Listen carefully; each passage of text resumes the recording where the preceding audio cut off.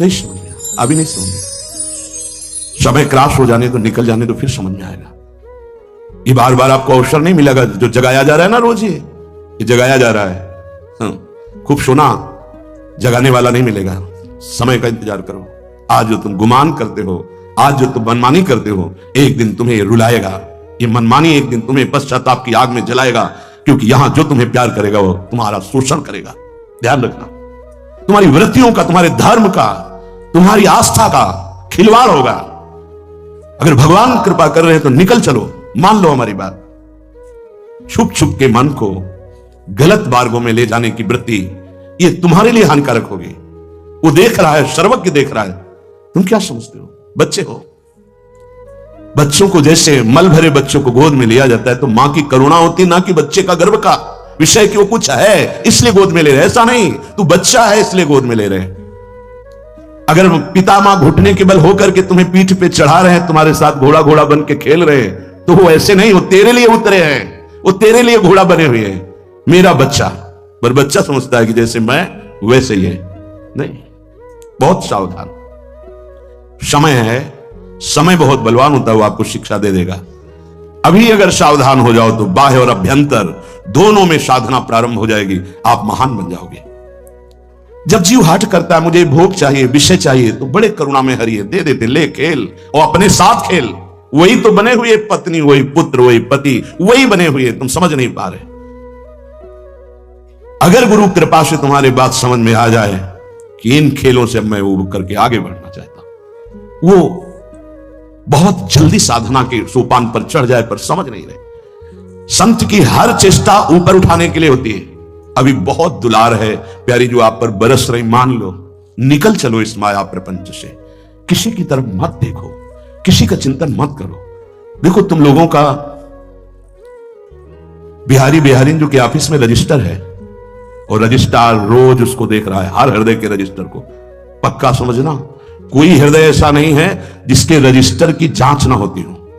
पर जितना आप समर्पित हो उतना आपको डांट लगेगी। अगर समर्पित नहीं तो हाथ जोड़े जाते हैं और ऐसे कहा जाता है कि देख लो, आप देख लो। धिक्कार है यदि गुरुजन ऐसा कहे, गुरुजन ऐसा कहे, देख अगर अब दोबारा दृष्टि उधर गई तो इतना अधिकार दे देना चाहिए। तन मन प्राण गुरुदेव को समर्पित मेरा अधिकार ही नहीं। पर प्रायः इससे चूक हो रही है, इसलिए अभ्यंतर साधना का जागरण नहीं हो रहा। बाह्य क्रियाएं हो रही, अभ्यंतर साधना गुरु कृपा से जागृत होती। ध्यान रखना, अभ्यंतर साधन मार्ग गुरु कृपा, उसी अभ्यंतर में भाव देह का प्रादुर्भाव होता है। जितना आप अपने आप को बचा के रखेंगे उतने अभ्यंतर में पर्दा लगा रहेगा, बाहरी तो आपका चलता ही रहेगा। और जितना आप अपने आप को समर्पित करते जाएंगे, अभ्यंतर पर्दा हटता चला जाएगा। इस बात को अच्छे से समझ लीजिए। साधक को इस नाटक से हटना होगा। कहीं घोर कर्म, कहीं शांत कर्म, कहीं पुण्य कर्म, कहीं पाप कर्म इस नाटक में हो रहे हैं संसार के। तुम्हें हटना होगा। यहां तक कि तुम्हें अपने पास रहने वाले के भी जीवनचर्या के विषय में ज्ञान नहीं होना चाहिए। अगर आपसे पूछा जाए कि आपके बगल वाले कमरे में जो साधक रहते हैं उनकी दिनचर्या क्या है, तो आपका उत्तर यही होना चाहिए कि अपरिचित हैं हम। तब हमारी जो हृदय की बात है वो तुम पर लागू हो जाएगी। अच्छा, सही सही महाराज जी, हम नहीं जानते कि वो बगल वाला साधक क्या, उसकी दिनचर्या कैसे। नहीं, आप तो वहीं रहते हैं, फिर भी हम नहीं जानते। हम तो सेवा से निकले, अपने कमरे में चले गए, चुप, किसी से कोई चिंता नहीं। ये रहनी अगर आपके अंदर आ गई तो अभ्यंतर साधन जागृत हो जाएगा। बात पकड़ लीजिए। प्रत्येक उपासक, कोई भी, हमें किसी के विषय में चिंतन करने का अधिकार नहीं है। हमें प्रिया प्रीतम के विषय के चिंतन, अगर हमको करुणा है कि इसका मंगल हो जाए तो उसका अधिकार गुरुदेव और आचार्य को वो संभालेंगे। हम तो अपने हृदय को देख रहे हैं, हमारी सामर्थ्य नहीं कि हम उनको संभाल सके। इसलिए अगर हमारी प्रियता भी है तो हम प्रार्थना आचार्य और गुरुदेव से मन में करते हैं कि आप संभाल लेना, कहीं साधक भटक न जाए। हमें राग द्वेष पूर्वक चिंतन नहीं करना। ये 5 बड़े पवित्र हृदय में बातें आती हैं। पहला, ये समझ लीजिए कि सत्य से बढ़कर के कोई साधना नहीं है। सत्य, आपकी वाणी झूठ बोलना बंद करें यदि भगवत प्राप्ति करनी। हमें क्या बिगाड़ लेगा कोई, क्या बिगाड़ लेगा? हमें सत्य बोलना। अगर हमसे गलती हो गई, हम सत्य बोल रहे हैं तो प्रायश्चित हो जाएगा। हां, आप दंड दो, आप तिरस्कार करो। सत्य, सत्य से बढ़कर कोई साधना और कोई धर्म नहीं। पहला, आपकी वाणी में सत्य हो, आपके आचरण में सत्यता हो, आपके हृदय में सत्यता हो। ये महापुरुषों के वचन हैं। दूसरा, मौन से बढ़कर कोई तपस्या नहीं। पकड़िए आप, वाणी को मौन दीजिए, जितना आवश्यक उतना उचित बोलिए, सत्य बोलिए, धर्मयुक्त बोलिए, नहीं तो मौन हो जाइए। ये दिन भर पागलों की तरह बातें करते रहना, व्यर्थ की ग्राम्य वार्ता, जगत वार्ता, ये तुम भगवत प्राप्ति के मार्ग के वीर पुरुष हो, तुम्हें व्यर्थ का शब्द नहीं। वाणी से अपनी शक्ति का रात मत करो। बहुत जो प्रपंच की बातें करता है कभी अध्यात्म में नहीं चल सकता, क्योंकि ऊर्जा शक्ति वाणी के द्वारा नष्ट हो गई है। जो बहुत देखते हैं इधर उधर सब, टेलीविजन, मोबाइल, नेत्र शक्ति नष्ट हो गई। बहुत सुनते हैं, उनकी श्रवणेंद्रिय नष्ट हो गई, उनकी श्रवणेंद्रिय की जो आध्यात्मिक सामर्थ्य है खो दी। आप साधक हैं, आप संचय कीजिए, खोने के लिए नहीं है। पहला है, सत्य से बढ़कर कोई साधना और धर्म नहीं। ध्यान रखिए, झूठ बोल रहे हैं, माला हाथ में है, किस बात के तुम साधक हो? बिल्कुल असत्य संभाषण नहीं होना चाहिए। आपसे अमुक मिले जी, बिल्कुल सत्य, क्यों हम झूठ बोले? आपको उचित लगे तो ठीक है, अनुचित लगे तो दंड दे दीजिए। आगे से हम आप जैसा कहेंगे वैसा करेंगे। हमारा असत्य भाषण नहीं होगा, छुपाव का भाषण नहीं होगा। नहीं बात करना चाहते हम आपसे, नहीं मिलेंगे आपसे, सीधी बात है। क्या भय? चाहे गृहस्थ में हो चाहे विरक्त में हो, झूठा बोलने की क्या जरूरत? बोले नहीं, व्यापार में बोलना पड़ता है। क्यों बोलना पड़ता है? सब कोई जानता है व्यापार मुनाफे के लिए किया जा रहा है। तुम्हारा नौकर थोड़ी कोई, उसके परिवार है, उसका व्यापार है। 100 की चीज वो 100 समय देगा, तुम्हें गरज हो तो लो, नहीं तो ना लो। वो कह रहा है 125, झूठ बोलने की जरूरत क्या है? सत्य बोलिए, तुम्हारी सत्य वृत्ति ही तुम्हें सुखी कर देगी, तुम्हारे कुल परंपरा को सुखी कर देगी, तुम्हें आनंद प्रदान कर देगी। क्यों झूठ बोले? कहां झूठ की बात है? जहां झूठ की बात है वहां अशांति है, चिंता है, शोक है, भय है, मृत्यु है। जो सत्य है वो अमृत है। भगवान को सत्य नारायण कहते हैं। सच्चिदानंद रूपाय, सच्चित आनंद रूपाय। सत्य छोड़ दोगे तो बचा क्या तुम्हारे पास? क्या पहले व्यापार नहीं होता था क्या? सब झूठ ही बोलते थे क्या? केवल झूठा ही लेना, झूठे ही देना, झूठे ही भोजन, झूठ चबेना, क्या बचेगा तुम्हारे पास? दूसरा, मौन। मौन से बढ़कर कोई तपस्या नहीं। वाणी के वेग को रोकिए, मौन रहना सीखिए। आवश्यक है तो बोलिए, नहीं चलिए, हमें क्या मतलब है।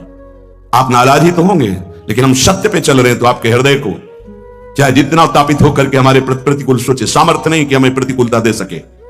तीसरा, नाम जप से बढ़कर कोई यज्ञ नहीं, कोई साधना नहीं। परम सत्य भगवान का नाम है। बहुत अमृतमय वचन बाबा बोल रहे हैं। सत्य बोलना, मौन रहना सबसे बड़ी तपस्या, और नाम जप परायण, इससे बढ़कर कोई यज्ञ नहीं, कोई साधना नहीं। यज्ञानाम जप यज्ञोस्मि भगवान बोले।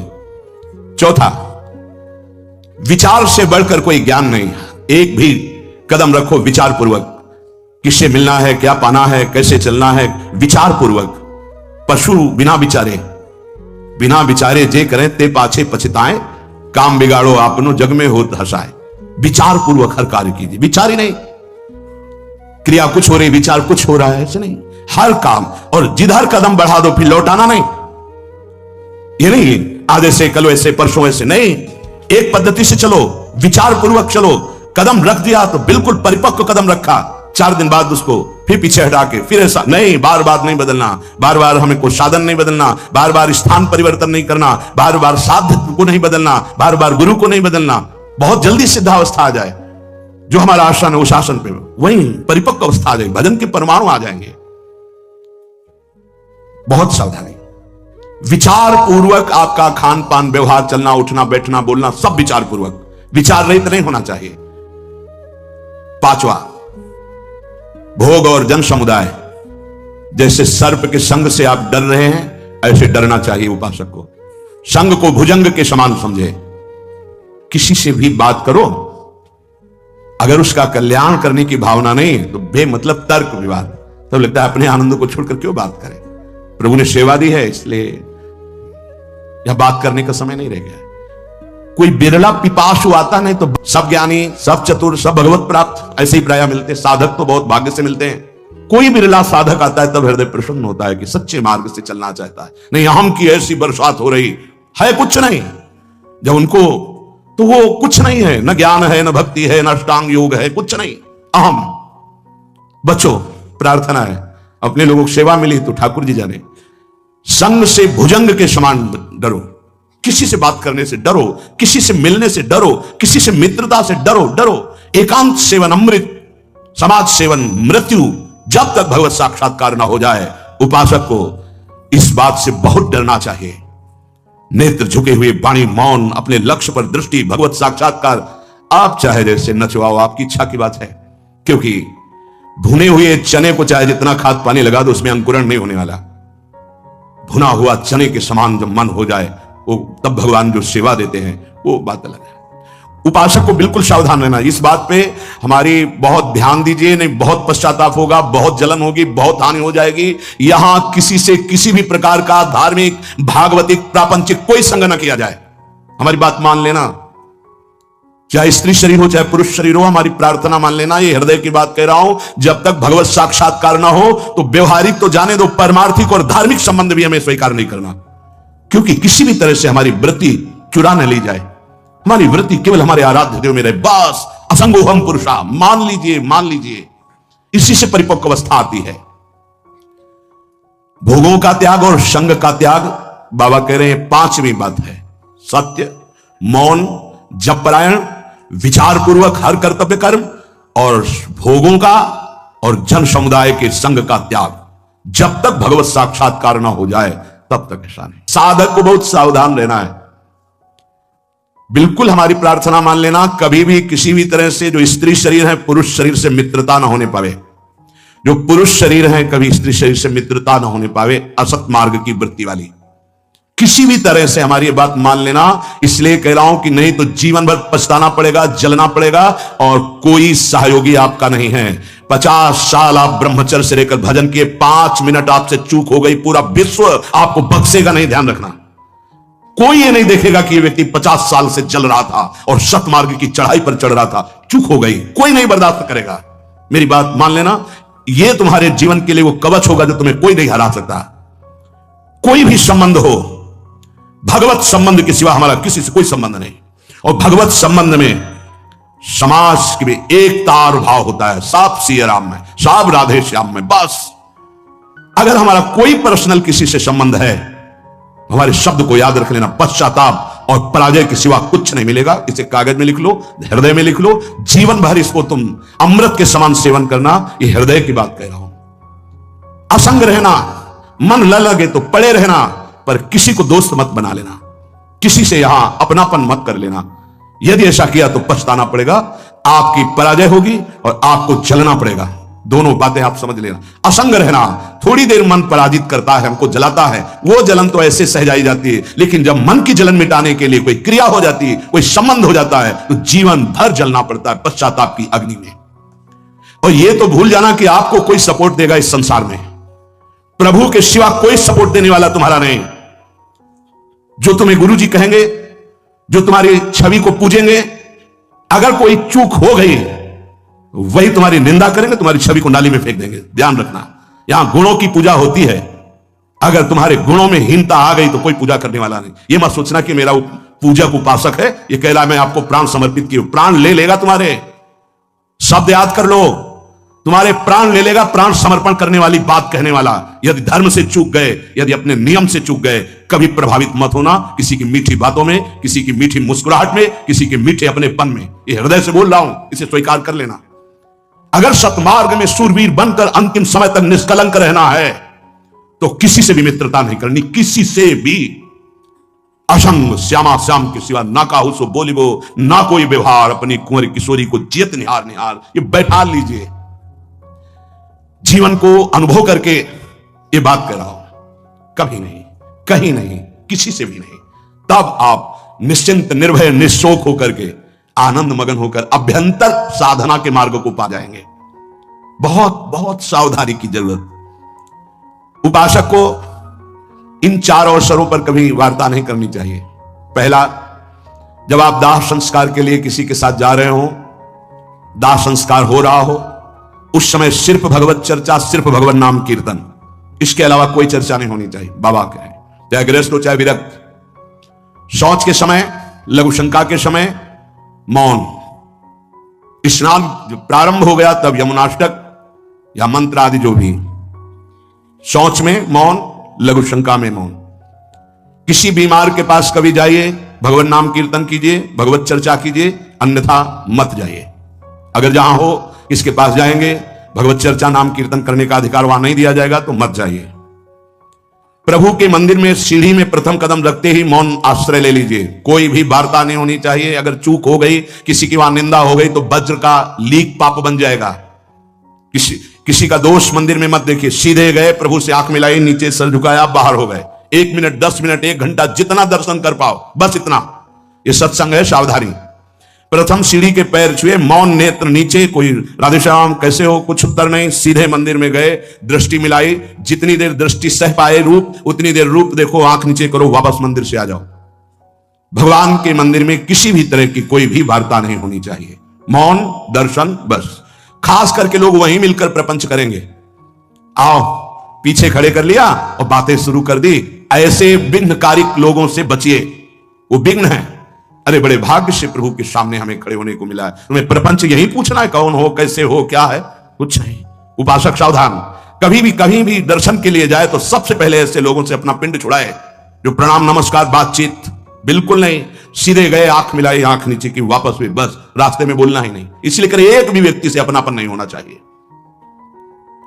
किसी भी संत के पास जाए, मौन का आश्रय ले ले, उसे बोलने दे, उनकी चेष्टाएं देखिए, उनके अनुभव सुनिए, उनकी बात सुनिए। आप संसार से आए हो, बड़े भाग्यशाली हो, संत समागम मिला। अगर कोई बात पूछनी है तो अपने परम कल्याण की बात पूछे, अपनी योग्यता दिखाने की ना कोशिश करे। थोड़ा संतों के चरणों में निराभिमान होकर बैठो तो तुम्हें पता चलेगा, अरे ऐसे ऐसे भगवत प्राप्त महात्मा हुए हैं, उनकी वाणियों का स्वाध्याय करो तो तुम्हारा अहंकार मिट्टी में मिल जाएगा। ये अहंकार, तुम 4 शब्द लिख दिए तुकबंदी लिख करके तो अपने को तुम ज्ञानी समझने लगे। बहुत सावधान।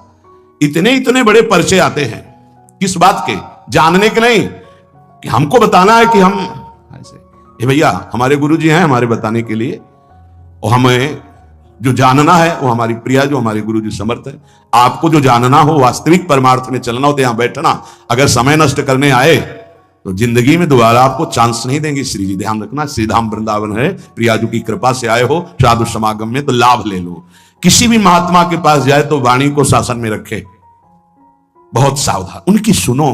तुम्हें तो जो आता है वो आता ही है, उनसे ले। आप कृपा लेने आए, उनसे ज्ञान ले, उनसे आचरण सीखो। उनके वो ना बोले बैठे हैं तो बैठने मात्र से उनका प्रभाव हमारे हृदय को पावन करेगा। पूज्यपाद महाराज जी कह रहे हैं, आज हमारे परमार्थ में साधक की उन्नति क्यों नहीं हो रही? दिनों दिन अवनति होती जा रही है। क्या कारण है बाबा? ये पूज्य स्वामी श्री अखंडानंद जी महाराज प्रश्न करता है, उत्तर देने वाले पूज्य बाबा शिवड़िया बाबा जी महाराज कह रहे हैं, भैया किसी भी जीव का कल्याण होता है भय से। जिसको ईश्वर और गुरु का भय रहता है उसका निश्चित कल्याण हो जाता है। जिसको गुरुदेव से भय हो, समझो ईश्वर की अत्यंत कृपा उसके ऊपर है। गुरुदेव से भय पक्का। बोले साधकों का जो उन्नति होनी चाहिए, जो लाभ मिलना चाहिए, वो क्यों नहीं मिल रहा? स्वामी जी पूछ रहे, श्री स्वामी अखंडानंद सरस्वती जी। पूज्य बाबा कह रहे, भाई उन्नति और कल्याण भय से होता है। जब तक ईश्वर और गुरुदेव का भय नहीं होगा तब तक कल्याण नहीं हो सकता। भगवान की अत्यंत कृपा समझो, जिस उपासक पर अपने गुरुदेव का भय है, होना चाहिए, होना चाहिए, गुरुदेव से भय होना चाहिए।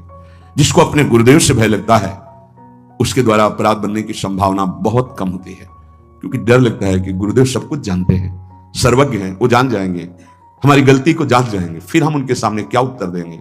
हमारा मन भयभीत होकर सतमार्ग में चलता है। गुरुदेव अल्पज्ञ नहीं है, वो सर्वज्ञ है। जिसको ये पता है कि मेरे गुरुदेव साक्षात मेरी लाडली हैं, परब्रह्म है, उनसे क्या छुपा हुआ है, वो कैसे अपराध बन सकता है? कैसे मन डर जाता है, मन डर जाता है। क्यों ऐसा? क्यों? क्योंकि अस्तित्व तो नहीं है। हमारा अस्तित्व वो है। ऑफ, पूरी बिजली ऑफ, क्या करोगे? उनके हाथ में बटन है, ऑन तो लाइट प्रकाश सब चल रहा है, ऑफ तो इसमें जनरेटर साइड वाला काम नहीं करता। ये सीधे गुरु कृपा ही केवलम। इसमें ये नहीं कि किसी दूसरे से जाके हम कृपा कि कोई और सिद्ध हो और हमारे हृदय को ऑन कर दे, वो केवल गुरुदेव से ही होगा। इसलिए केवल गुरुदेव, दूसरा नहीं। गुरु सेवा तज करें जे बान, यह है अधर्म यह है सभान, कान न रसिकन मेरा है। अगर गुरु से विमुख बात हृदय में आ गई तो जीवन का क्या सार? जीव यदि निर्भय होना चाहता है तो उसे, भगवान श्री राम जी ने परशुराम जी से कहा, अभय होए जो तुम्हें डेराई। महाराज वैसे तो काल भी सामने हो ललकार दे तो रघुवंशी कभी कदम पीछे नहीं रहते, पर अगर तुमसे डर जाए तो अभय हो जाए। तभी तो उनके होश खराब हो गए कि ये कौन है जो ऐसी प्रवीण वाणी बोल दिए? होगा, मुझे संशय हो रहा है, आप इस धनुष में प्रत्यंचा चढ़ाइए, क्योंकि साक्षात भगवान श्री हरि का धनुष देत चाप आप ही चल गए हो, और ये तो वही है जिनका धनुष है। फिर चरणों में प्रणाम करके, अभय हो ये जो तुम्हें डेराई, वही निर्भय हो सकता है जो गुरुदेव से भयभीत रहता है। बहुत लोग तो निंदा और पाप में फंस जाते हैं इस मार्ग में चलने वाले, क्योंकि उनको भय नहीं होता। अरे बड़े कृपालु, बड़े कृपालु, बड़े सर्वज्ञ, बहुत सावधानी से एक एक चेष्टा देखी जाती है गुरुजनों की। त्रिकालज्ञ सदगुरुदेव भगवान एक एक चेष्टा देख रहे हैं, एक एक चेष्टा। पर वो जैसे मां है अपने बच्चे को दुलार ही करती, डांटना भी दुलार ही कहा जाता है। ईश्वर का भय उतना काम नहीं करता, क्योंकि ईश्वर कभी डांटने तो आएंगे नहीं ना। अरे लेकिन गुरुदेव का भय, क्योंकि उनके सामने दृष्टि पड़ना है, वो छुएंगे, वो देखेंगे, वो बोलेंगे, तो उनको पता चल जाएगा। गुरुदेव से भय ज्यादा है, ईश्वर से भय कि क्षमा कर दो प्रभु, हो गया ना। वो बोलेंगे ना वो डांटेंगे, लेकिन वहां डांटना बोलने की क्या बात है, वहां तो दंड विधान लागू हो जाएगा। ये जो साधक गुरुदेव से भयभीत नहीं होते, वो लोक निंदा, समाज निंदा में, पापाचरण में उतर जाते हैं। उनको कोई डर नहीं होता, क्योंकि डांटने वाला कोई नहीं, माया गिद्ध बना देगी। गुरुदेव की कृपा से ही कोई सिद्ध होता है, नहीं तो माया रौंद देगी। बाबा कह रहे वो लोक में, निंदा में और पाप में फंस जाता है, क्योंकि गुरुदेव का शासन नहीं। ईश्वर का भय दूसरे नंबर पर, गुरुदेव का भय पहले नंबर पर। जब गुरुदेव का भय रहता है तो लोक और परलोक दोनों मंगलमय हो जाते हैं। अब जिन्होंने गुरुदेव नहीं बनाया है, तो ईश्वर का भय स्वीकार कर लो, भगवान सर्वत्र देख रहे हैं तुम जो भी कर रहे हो, और हिसाब भी वही करेंगे। शरणागत का, भक्त का, शिष्य का हिसाब भगवान के हाथ में नहीं, ध्यान रखना, गुरुदेव के हाथ में है। भगवान उनके हाथ में है, आराध्य देव गुरुदेव के हाथ में है। गुरुदेव के हाथ में हमारा पूरा जीवन और पूरा हिसाब है। मनमानी आचरणों से कभी श्री जी तुम्हें अनुभव में आएंगी, खत्म खेल। जैसे गुरु की सीमा में रहा जाता है तो रोज आनंद, रोज अब उसको वैराग्य लगता, तो लगता मेरा वैराग्य नहीं, आपका वैराग्य नहीं, आपका अनुराग नहीं, ये गुरु प्रदत्त है, गुरु कृपा प्रदत्त है। अगर सीमा उल्लंघन की तो आपको पता चल जाएगा कि आपका कनेक्शन हटा, तो आप में वो वस्तु ही नहीं है। जिसको जहां भी परमार्थ का अनुभव हो रहा है, गुरु कृपा से हो रहा है। और गुरुदेव से भयभीत रहना चाहिए, गुरुदेव की आज्ञा का उल्लंघन ना हो। गुरुदेव हर समय में देख रहे हैं, डरना चाहिए। अगर डरपोगे तो माया तुम्हें निर्भय कर देगी, पक्का। एक बार परिक्रमा लगा रहे थे गुरुदेव भगवान, तो एक दृश्य हमने देखा।